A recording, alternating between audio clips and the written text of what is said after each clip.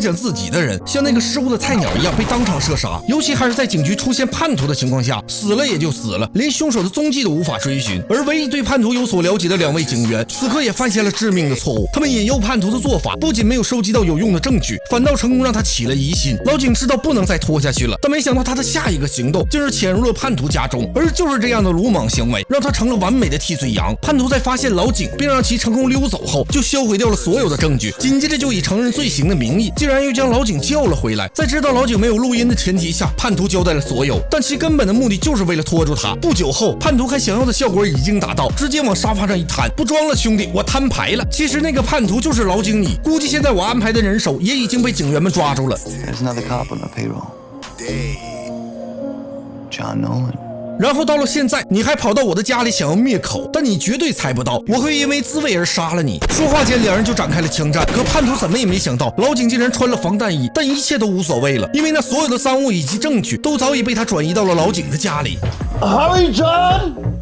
果然，老警回到家的第一时间，在那极其显眼的位置就摆放着大量现金以及武器。此刻，老警整个人都懵了，但一切还远远没有结束。门外的警笛声彻底将他惊醒，可由于长官们还没有获取搜查证，老警还是有一些操作空间的。无奈的他只能一边转移赃物，一边给律师好友打去了电话，但得来的却是 Nolan, you're out of time. They're coming in. Don't resist. Don't say anything.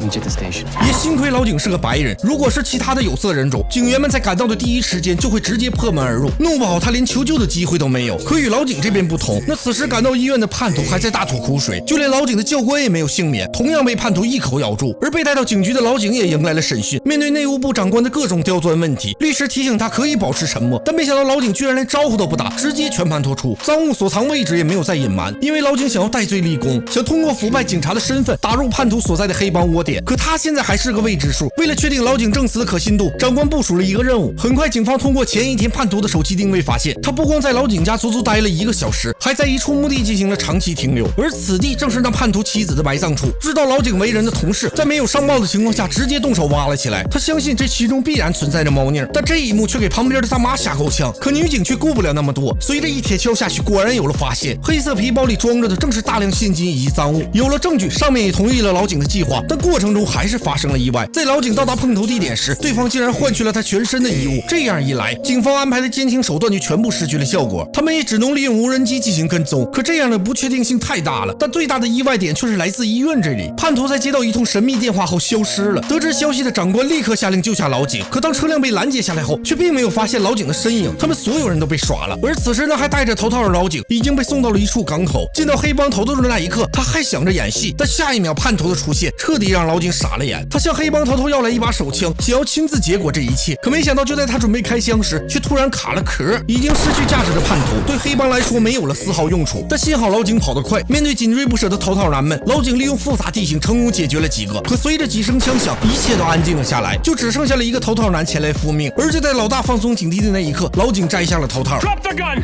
Now, on the ground.